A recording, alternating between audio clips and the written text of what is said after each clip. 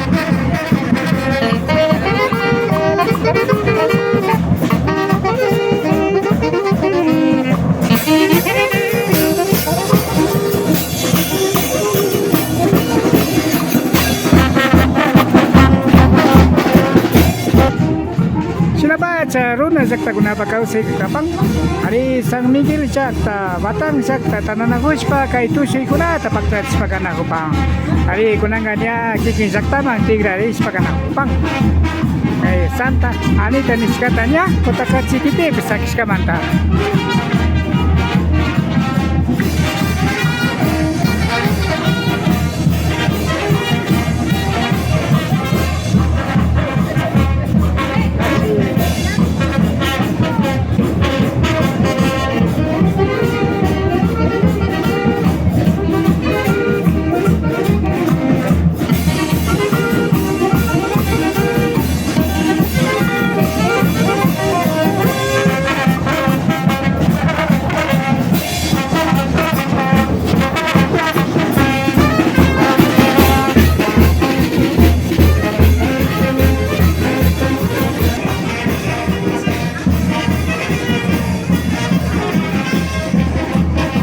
Sí, Ali, dos son que.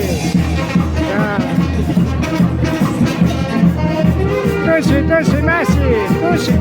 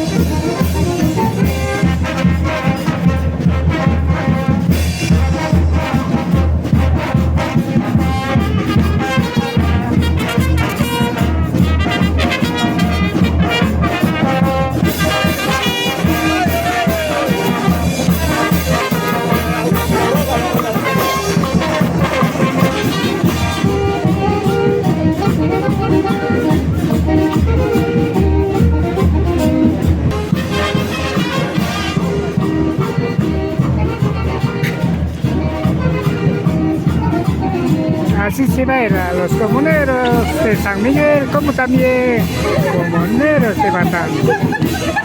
Luego de realizar la entrada con la Santa Ana a la iglesia de Matriz de Cotacachi.